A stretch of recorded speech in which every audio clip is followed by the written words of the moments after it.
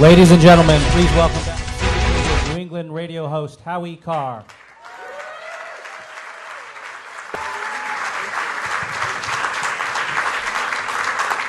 Are you ready? Are you ready to speak, to see the next president of the United States, Donald J. Trump? We've got some good news in the polls today. As you know, the Boston Globe is choking, but Donald Trump is tied again in the granite state of New Hampshire. And he's ahead in the Rasmussen poll. He's ahead in the LA Times poll. Things are looking good. There's a big debate coming up on Sunday night, as you know, and we're going to ask some questions. I've got all your questions here. I'm going to ask them, but first, Donald Trump wants to say a few words to you. Donald Trump, welcome to New Hampshire.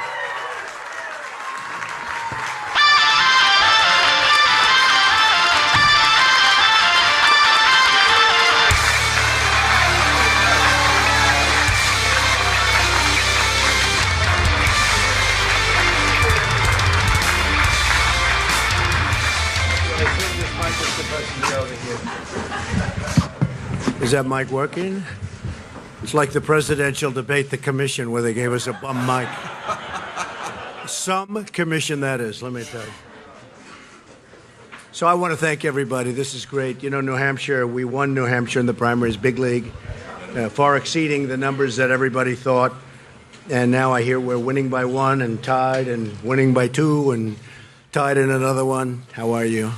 So I just want to thank everybody. This is great to be with you. So these just came out. Remember, whenever we won, I like to talk about polls.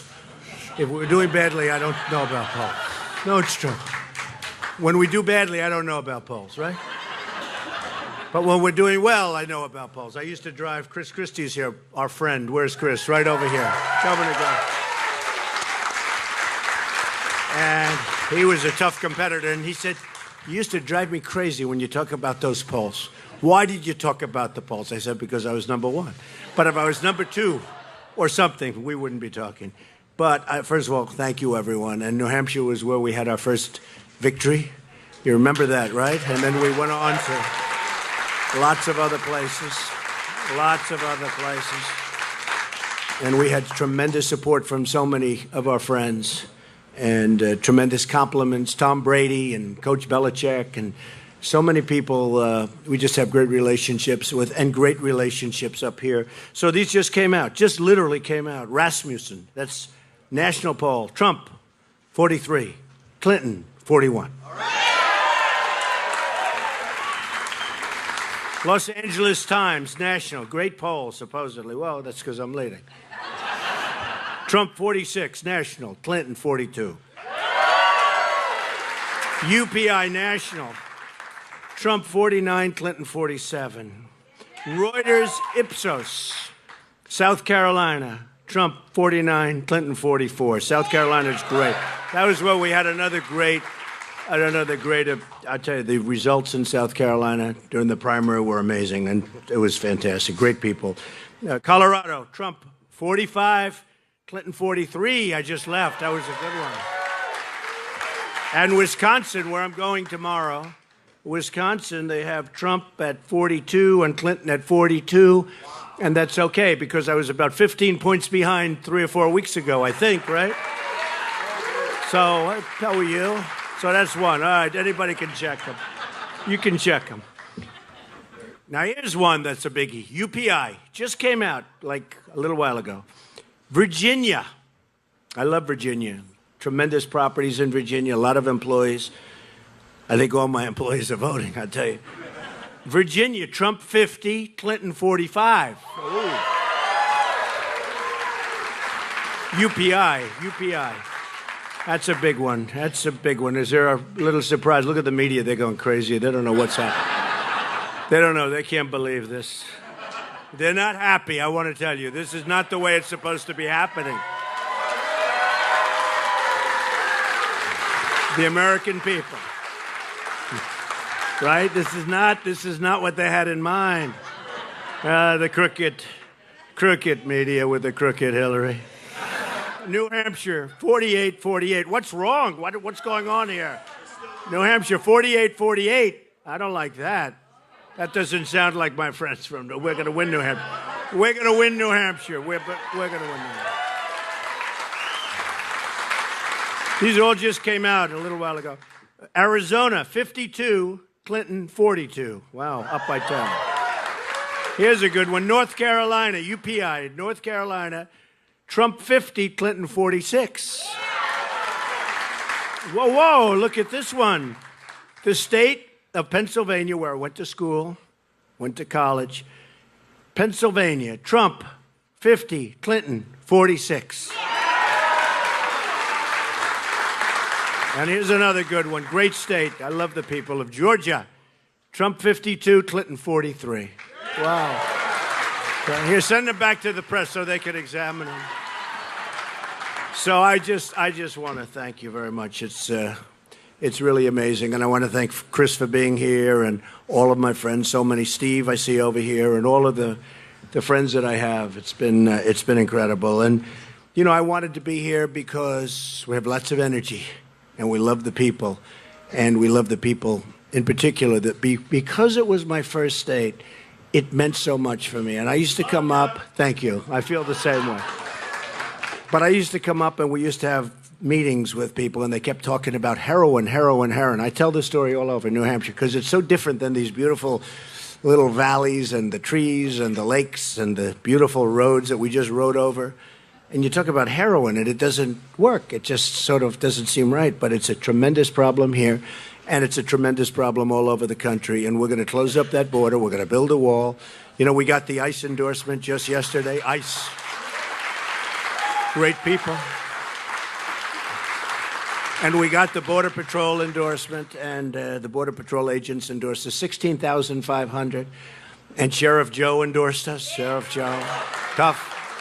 Sheriff Joe is tough and good, but getting the ICE yesterday was a tremendous thing for us. So I just wanted to make a quick remark, and then we'll start with Howie. And I know it's very hot in here, and we want to keep this small. And by the way, they were saying, this is practice for Sunday. This isn't practice. This has nothing to do with Sunday. We're just here because we just wanted to be here. And, you know, Hillary, frankly, they talk about debate prep. That's not debate prep. She's resting. She's resting. And I want to be with the American people. I want to be with the people from New Hampshire, and she wants to rest. Debate prep. Tonight we'll discuss many issues of great importance to New Hampshire. And few states in America have been hurt worse by the trade policies of my opponent. And you know that. NAFTA has been a disaster, signed by her husband. And you've lost nearly 1 in 3 jobs. Think of that. I mean, think of it. 1 in 3 jobs. Since NAFTA and China made deals, we made deals with China, World Trade Organization. What a disaster that was. Supported by Hillary Clinton. But the NAFTA deal signed by her husband, although he did a great thing 2 days ago when he was willing to say how bad Obamacare was. That was pretty good. That was pretty good. The open border policies, and I just wrote this out, but I feel it's so important. The open border policies of Hillary Clinton, including catch and release, another terrible practice, have allowed a massive influx of drugs into New Hampshire and, frankly, into states all over our country, almost every state. And it's really fueled the tremendous heroin and drug crisis that we have. We're going to close up those borders, folks, believe me, and I promise that to you. In New Hampshire, more than anything else, I said, and I talk about it no matter where I go, and I mentioned this state because it was really the first glimpse I got at how serious a problem we have. They're poisoning our youth. They're poisoning more than our youth. They're poisoning everybody. But they're poisoning our youth. It's tough enough out there. Our youth doesn't have a chance with what's happening, and we're not going to let it happen anymore. And we're going to help the people that are so badly addicted. We're going to help them. So I'm going to bring your jobs back. Our jobs are leaving like you never saw before, record levels. I'm going to stop the drugs from coming in. I'm going to create school choice, and we're going to get rid of Common Core, which is a disaster. And we're going to create something very special for every disadvantaged child in this country, of which we have far too many. We're going to repeal and replace Obamacare, which Bill admitted this week is a crazy system. Can you believe it? Hey, at least he's honest. Boy, has he suffered. Can you imagine? Can you imagine that? Has he suffered?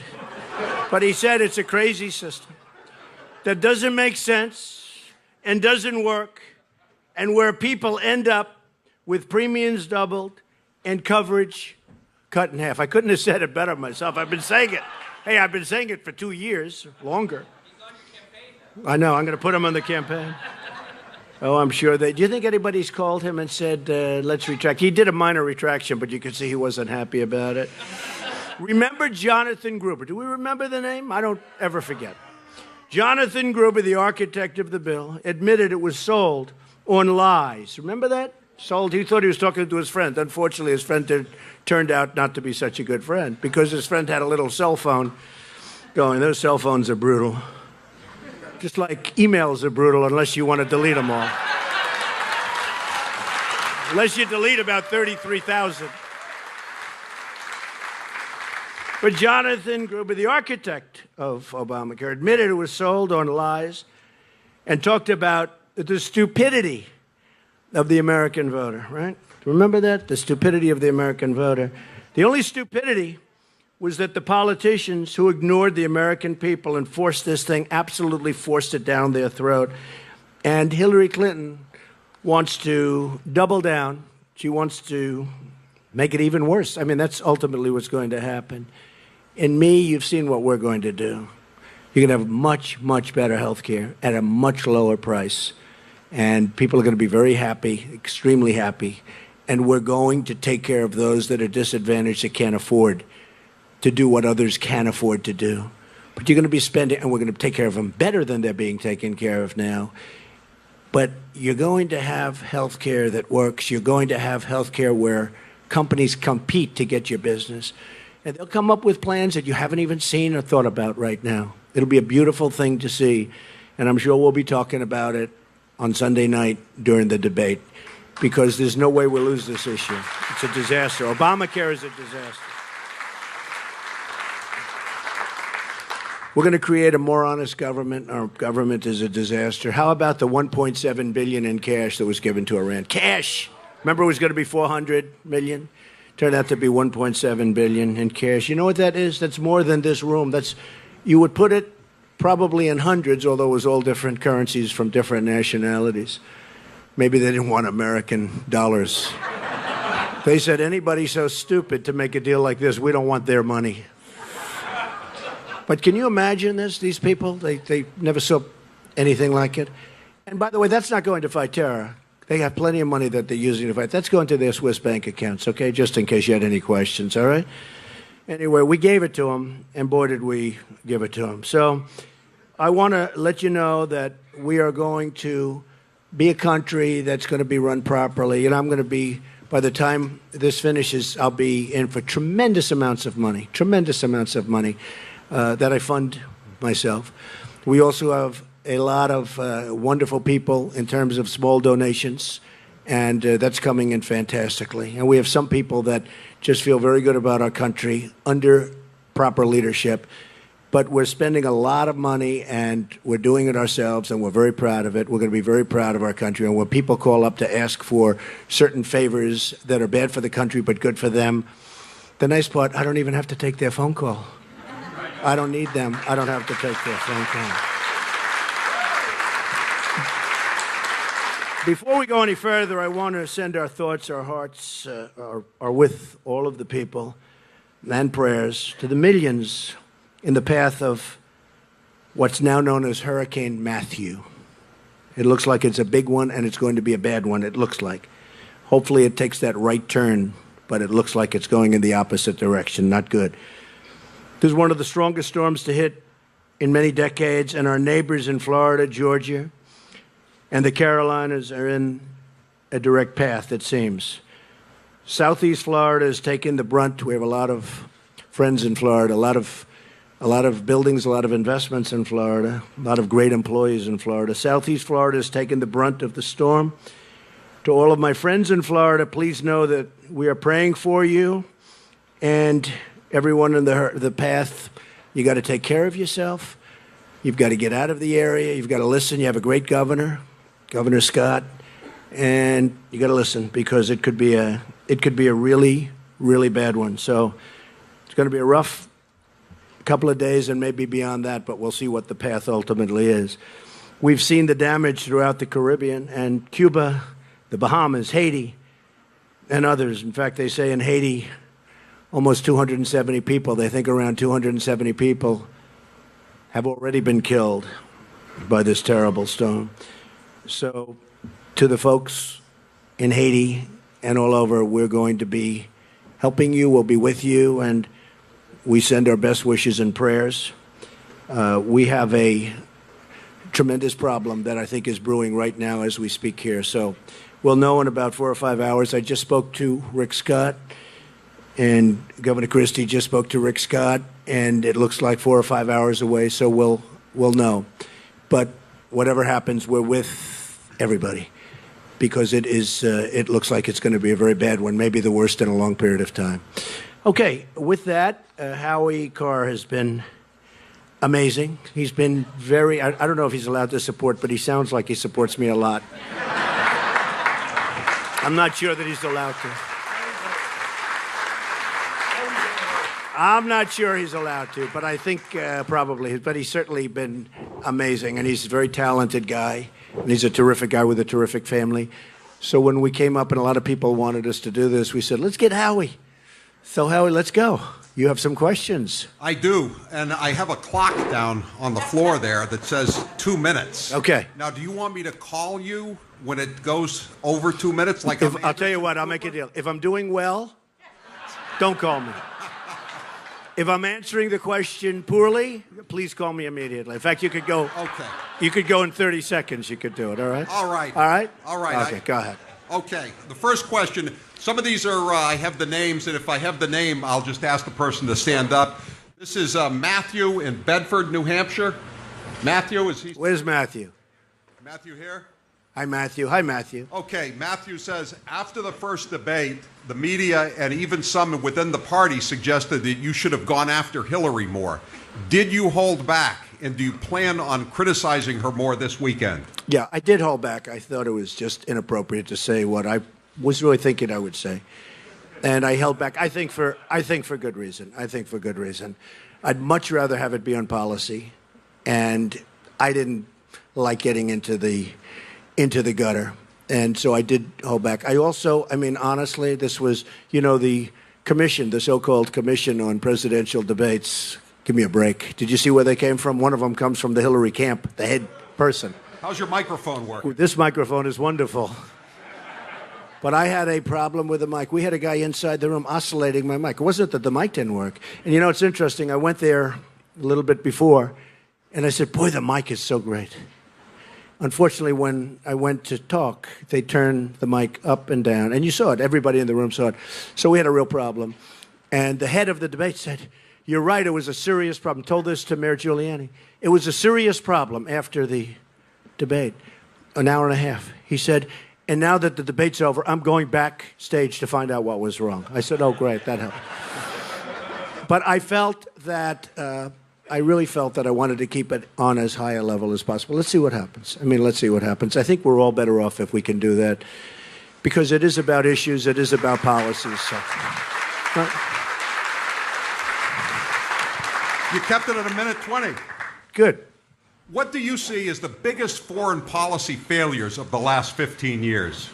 Oh, wow. Do we have about, 24 hours to talk about this? Look, we've had failures at every level. We've had failures. I think the Iran deal is one of the worst deals I've ever seen. Okay, it's going to lead to nuclear weapons. I was with Bibi Netanyahu the other day, and we talked about it, and not to reveal what he said, but I will tell you, I can tell you what I said. This is horrible for Israel. It's horrible for our country. It's a horrible deal because over a period of time, over a short period of time, it leads to, within 10 years, and it's going to be sooner than that, they're going to end up with nuclear weapons, and they have like a path. On top of it, we gave them back $150 billion. We obviously paid ransom for our hostages, obviously. You know, Obama says this had nothing to do. Well, why did they delay it until all this money came in? But most importantly, it's just a bad deal. And I'm all for deals because I happen to think that nuclear is just about the biggest problem that we have in the world today. I think it's one of, you know, Obama thinks it's global warming. I think it's nuclear in the hands of the wrong players. This is devastating. There's no winner. There's never going to be a winner with nuclear, believe me. And so I think deals are fine, but they have to be good deals. The deal made by Secretary Kerry, he never left the table. He just agreed. He'd want something, they'd say no, and he'd agree. So sad, but there's one example of a just horrible, horrible thing. We should have never gone into Iraq. But of equal importance, or almost equal importance, is the way we got out. Obama took us out with Hillary Clinton, created this incredible vacuum. ISIS was formed. A lot of different problems happened. And totally destabilized. You know, the surge, whether you were in favor of going in or not, the surge really did work. Then all of a sudden, boom. And not only that, we announced always, we're leaving here, we're leaving then. How about Mosul? Did you see Mosul? Where they announced yesterday, I'm seeing all about, we're going to attack Mosul. We're going to attack Mosul. I mean, why do they say that? Now, a lot of the bad hombres are in Mosul, the leaders of ISIS, they think. But they're not there anymore because they say, hey, wait a minute, they're going to attack. Let's go someplace else. Isn't there an element of surprise? Remember when we were young and we were studying history and they talk about some of the great generals and the great attacks, and it was called the element of surprise. Wouldn't it be nice if we attacked first and talked about our great victory later? Now, you know, seriously, who's going to... It's almost like they're wasting their time attacking Mosul because everyone that we want is going to be gone. You can have all civilians and there'll be tremendous death and carnage. But the people that we want, they're going to say, hey, which are the leaders? Let's get the hell out of here. It's a very, very sad thing. We are being run by people that are incompetent. I will tell you that. Is Charlene from Sanbornton around? Is she here? Charlene? Charlene, there Hi. you go. How are you? Charlene says, Mr. Trump, I'm an 8th-generation American of Hispanic descent. I live in New Hampshire and California. You have my vote. I want to help other Hispanics see the truth. And then she talks about how with the current administration is the border security sanctuary cities are increasing drugs and crime. She says, Charlene says, what would you say to convince Hispanics who are deceived by Barack Obama, Hillary Clinton, and the biased media to vote for you? Well, first of all, thank you very much, and I appreciate it. Interestingly, I was listening the other day. There was a gentleman who owns a big radio station, Hispanic, mostly all Hispanic callers, and he was arguing with one of the hosts. He said, no, you don't understand. The people that are calling in, Hispanics, they love Trump. They're all for Trump. And he said, I was even surprised, but now I'm for Trump also. You know, I mean, this is happening more and more. I just got back from Las Vegas where we gave we had a tremendous crowd of people. A lot of Hispanics, Latinos, they like to be called in that area. You know that, right? Hispanics and Latinos. But we had tremendous response and just tremendous, it was an outpouring of love. Amazing. And you know, people that are here legally, they don't want people coming across the border illegally, taking their jobs, taking their homes, taking whatever they want to take. And we want people to come in now. I want people to come into our country so bad, but they have to come in legally. You know, we have a country and we have laws. We have a border. And if you don't have a border, you don't have a country. But I think the biggest surprise, two big surprises. We're going to do great with African Americans. You look at what's happening with the inner cities. It's a disgrace. And the Democrats have been running them for up to 100 years unbroken. And the African Americans, believe me, I think we're doing, and you see how the numbers are changing. One thing, they don't have a lot of confidence in Hillary Clinton. She's lied to them for years. She doesn't produce. She just doesn't produce. But I think we're going to do great with the African Americans. You look at the poverty in the inner cities. You look at the crime in the inner cities. You look at the education, and there's no jobs. And we're going to do fantastic with the Hispanics. I believe that. Doing well. Doing well. We're keeping it down, right? Yeah. Karen Whitaker from Sandown, here in Sandown. Karen. Hi, Karen. Oh, thank you. Thank you. I like this audience. I like this audience. How do you define the income range for middle class? It cannot be based on where you live because the U.S. tax codes do not discriminate based on geography. Well, look, the way I look at it, the middle class has been forgotten in this country. Taxes are too high. Jobs have been taken away from you. A lot of our companies, a lot of great companies have left our country. They've gone to Mexico and other places. China is making so much of our product. We don't make product anymore anywhere near like we used to. And I will tell you, it's such a great question because our middle class has been treated so badly by the politicians. I mean, it's like forgotten. And we're lowering taxes, as you know, way down for the middle class. We're changing the tax structure completely. We had 7 brackets. Now we have 3. And we're bringing it down actually for those making not a lot. It's 0. And we don't want them to send in because that's huge bureaucratically and extremely costly. But we're bringing the rates down to numbers that are much lower. You've seen the numbers, much lower.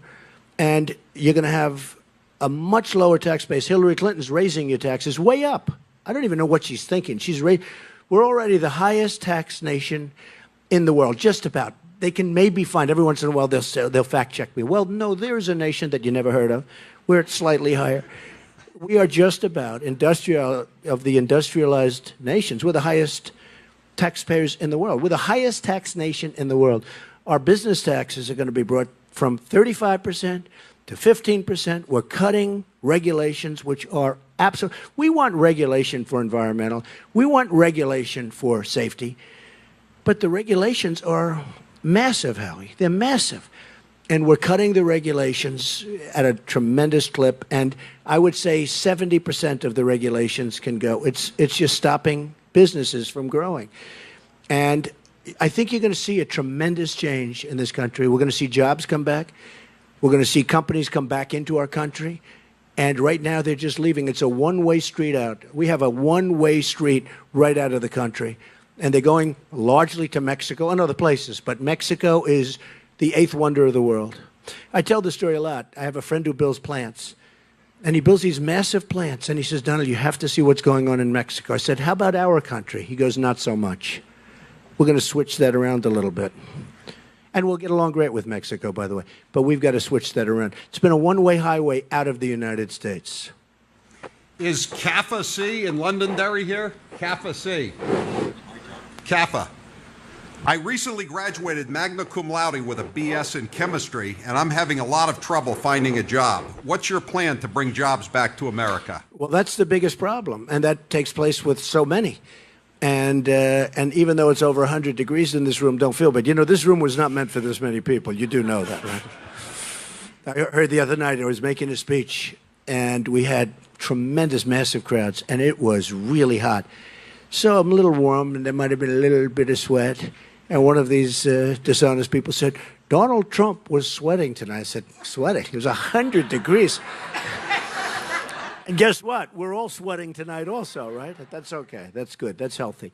The biggest problem you have is people go to college. I mean, that's great getting out magna. That's fantastic. That means real smart.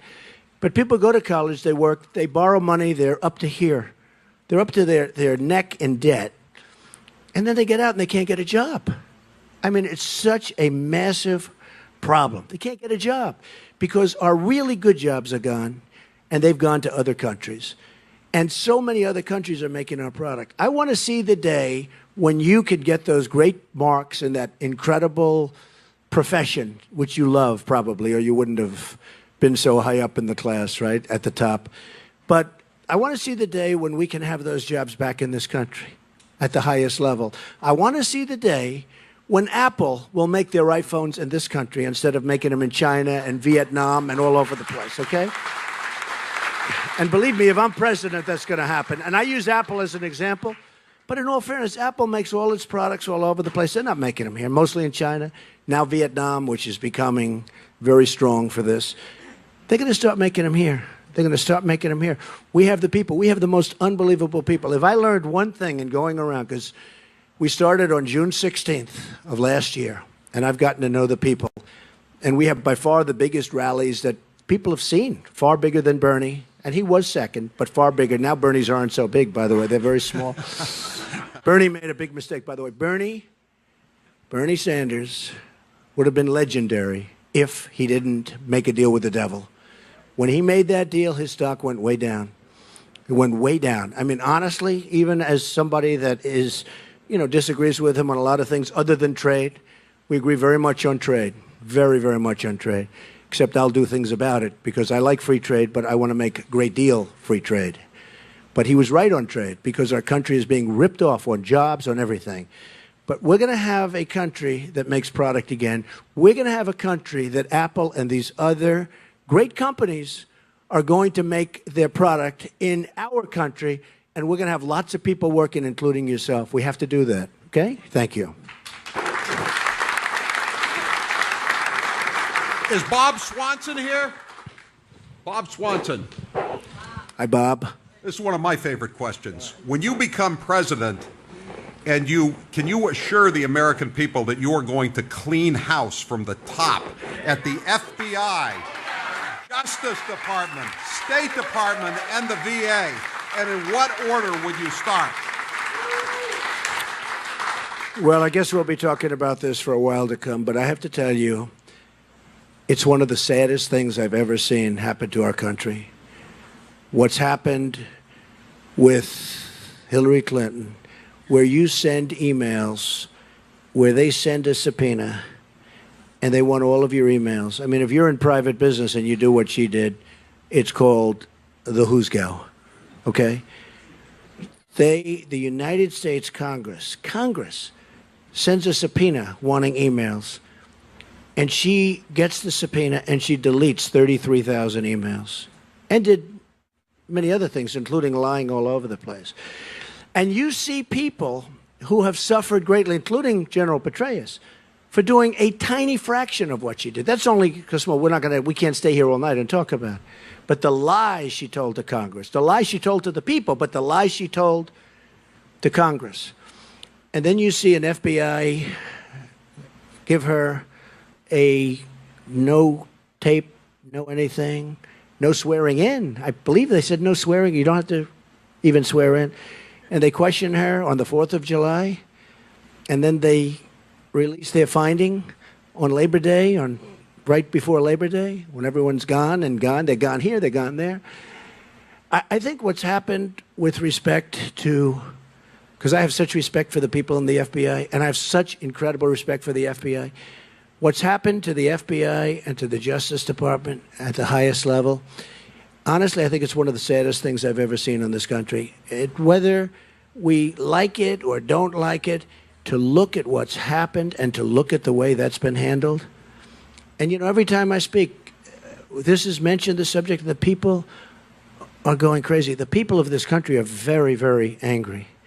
Very, very angry. And I would think, I don't know this, but I would think that some of these great FBI agents and the people that work within the FBI, I would imagine they are just furious at what's happened to the reputation of the FBI. So, I think it's an amazing question.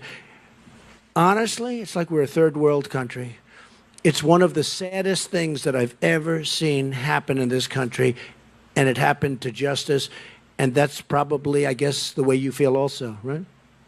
Yeah, it's very sad. Let me ask you a quick follow-up. What would you do with Comey?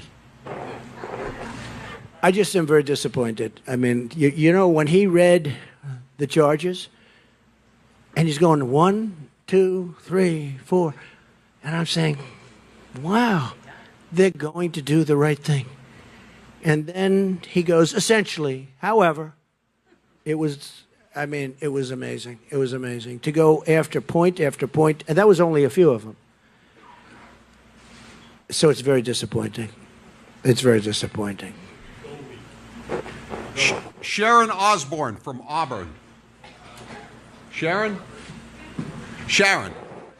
For the conservative holdouts, Mr. Trump, who are not on the Trump bandwagon yet, what can you say to convince them that your support for traditional conservative issues of free markets, the Bill of Rights, and the rest of the Constitution mean they should endorse you? Well, we don't have too many, Howie. I'll be honest with you. The press likes to report, You have some of these long-term people that have done such a bad job. You look at the problem our country's in. I would never use these people, and they know that. So then they announce in a group that they're going over to Hillary, right? You understand. And they announce in a group. But, you know, we have tremendous support, including a couple of your very distinguished folks from New Hampshire who were against me, who are now for me. And you're allowed to announce the names. But we have tremendous support in New Hampshire. One of them was very tough and very smart. Go ahead. John Sununu? That's true. I'd watch him and I'd say, boy, his son, tough. His son is 4 points up tonight. Oh, that's good. Poll. Well, that's good because I thought it was terrific. I met him the other day, and father and son, and I think they're great people. But he was tough. I'll tell you what, he was really hunting for Trump. And you know what? I respect somebody that can go the other way. It's not that easy, a pivot, as you would say. But I very much appreciate the Sununu family and the fact that they are with me and I am with them. And they're going to do very well. He's going to do very well. And I see the numbers. And you know, one of the things that have really happened, they all thought, oh, Trump, because, look, I've never done this. But I've done very well in my life and business and done a lot of good things. But I've never done this. So all of the reports, well, you'll take down the senator and he'll take down this senator. Do you know how well the Republicans are doing? I guess there's a gentleman in Illinois that's not doing so well. This guy was actually taking out ads against me. I said, are you sure he's a Republican? Maybe he's a Democrat. And he's not doing well. But, hey, that's his problem. I mean, you know, he was not for me. But if you look at, and that was for political reasons. But if you look at what's going on, now they're all talking about, in fact, the other day I saw, very interesting. One of the announcers said, you know, Donald Trump is having a very positive effect on these races. The Republicans are going to hold. They're doing terrifically well, far better than anyone thought. And frankly, we are winning states, and we're going to win some states that would never in a million years, you know this, be in play. I mean, we have some states like we're doing great in Colorado. Somebody else wouldn't do well. Nobody else would do well. We're doing great. I think we're leading Colorado in one of the polls, as you know, just came out. We're leading Colorado. I just left. We're leading a lot of places, and we're doing at least very competitively in a lot of states that absolutely would not be for Republicans. And, you know, one of the funny things, they do the maps. And remember 2 months ago, I'd watched the different people that do the maps. And there's a very small path. It's tougher for the Republicans, I have to tell you. But they said there's a very small path. But I was watching the other day, and the same person was saying, wow, this path is getting a lot wider. Doesn't mean they were happy about it. But the path, now there's 4 different paths. Before there was one little one. Nate Silver. Well, Nate Silver has been, you know, he didn't predict us in the primary, and he had never called a loser before. I mean, you know, he's always been on the right side of what happened in terms of at least his predictions. And he didn't predict me in the primaries. And in all fairness, you know, never seen me, never spoke to me, never saw what we did. You know, we had 17 very talented people. And one by one, it was a beautiful sight to watch, wasn't it? Beautiful. being. And by the way, Howard, those people, most of them endorsed me. Ben Carson, Chris Christie. So many of them endorsed me, and they're great endorsements. Scott Walker has been incredible. He helped Pence. He helped Pence, too. Mike Pence, by the way, has been fantastic, and he did a great job last night. He did a great job last night. That brings me to another question from Lois from Brentwood. Lois.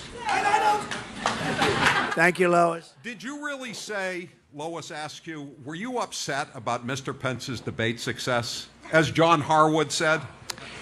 John Harwood was the worst moderator out of all the debates we had. How many did we have, 11 or 12? He was so bad. This guy knows nothing about me. I was so happy. And I saw today that somebody on CNN, the Clinton News Network, who knows nothing about us. You know, they use John King, actually. He's a nice guy. I like him on the maps. He does a good job with the maps. I like him better now than I did a couple of months ago, because a couple of months ago I had no chance. Now all of a sudden that map is getting very red. But John King said, you know, they always have a source. They always have a source. A source within, nobody talks to him. Nobody's talking, because he's like the enemy. He's like the enemy. But he said, and a few other people said, Donald Trump was at first happy, and then he was unhappy because Mike Pence did so well. I said, unhappy? We're jumping up and down. He was so good. And I'll tell you what, he's a great human being. You can't root against him. You can't. But I was telling Chris, I said, can you imagine these people are saying that I would have loved to have, seen them not do well because that makes me look better. These people, that's why a guy like John King has stayed in the same position for how long has he been at CNN? I used to say, I think someday he'll be an anchor. Guess what? He's still doing the maps. But no, I was so happy. And I can give you my word on this. I was so happy that Mike did well. And I was rooting him on, and we were talking all during the day, and I was giving us some ideas, and we were running things by each other. And it's so disconcerting when you hear, even tonight, they said, Donald Trump is going to New Hampshire to practice for Sunday. This has nothing to do with Sunday. And it's like they make you into like a child. And this has I love the people of New Hampshire. This was set up a little while ago. They were going to cancel it. And I said, why are you going to cancel it? Well, you wanted debate prep. I said, forget debate prep. Give me a break. Do you really think that Hillary Clinton is debate prepping for 3 or 4 days? Hillary Clinton is resting, okay? She's resting. She wants to build up her energy for Sunday night. And you know what? That's fine. But the narrative is so foolish. I'm here for one reason. I love the people of New Hampshire. I said I was going to be here, and I'm here. Very simple. This one is unsigned, but it's a good question. What advice would you give to young Americans looking to achieve the American dream? Always go into what you love doing. And you may have parents that are trying to push you one way or another, but you know what you love. You have to do what you love. And I say this all the time. I say it in speeches and everything. I'll speak in front of young people because I love doing it. And I say always follow your dream. Always go into what you love. And never, ever quit or give up. I've seen a lot of people over the years. Big people, not so big. Usually it's not so big because if they quit, they're not going to get so big. But the most successful people I've ever met are the people that never quit. They never give up. They just don't take no for an answer. So do something that you really love doing because then it's not work. And never, ever quit or give up. All right, do one or two more. Okay. Thank you. I think you've dealt with this one before. It's from Al Baldessaro over there. Hello, Al. Al, Hey, Al. stand up, Al. Al wants to know what you're going to. Al wants to know what you're going to do about the VA. How are you going to make it possible? Well, the veterans, as Al can tell you, and as a lot of the veterans in this room, because I recognize some of you, and I've become very close to the vets. And a lot of it started with New Hampshire, to be honest, and Iowa. But I really got close to the vets. And I'll tell you what, in many cases, they're living in hell. What's going on with the Veterans Administration, between the corruption, the long waits, 22 suicides a day. I thought that was a typo. When I heard 22 suicides a day, I said, that's impossible. 22 suicides a day. Much of it caused by the fact that they can't get to see doctors. Howie, they wait in line for 5 and 6 days, and at the end of the 6th day, the doctor says, sorry, I'm going on vacation. And actually, the Veterans Administration, and the vets tell me this, they have some really great doctors. But getting to see them is sometimes almost impossible. We are going to solve, finally, the problem of the Veterans Administration. We have illegal immigrants that in many cases are treated better than our great veterans. And you know that, and everybody knows that. They're being treated better than our veterans. And that's not going to happen. One of the things we're going to do is the lines are impossible. Getting to see a doctor is, in many cases, just days and days. When that circumstance happens, we're going to let our veterans go across the street, around the corner, 2 miles away, and see a doctor, private, or a hospital, public or private, where they're looking for work, where they have wonderful people and they're looking for work, take care of their problem, and we will pay the bill. And that's going to be the cheapest thing we can do. It's going to be the cheapest thing we can do. And Al can tell you, and a lot of the vets that I recognize in the room, they can tell you everybody's in love with the plan. And we're going to keep the VA, but we're going to keep the Veterans Administration. We're going to keep the hospitals. We're going to keep the buildings, because I think that's important. You know, we have to take care of our vets. These are people that we wouldn't be here if it weren't for the vets. But when they're waiting in line and they know there's no end in sight, and honestly, they're dying. They need a simple procedure. They need a prescription. They need something very easy, and they end up dying.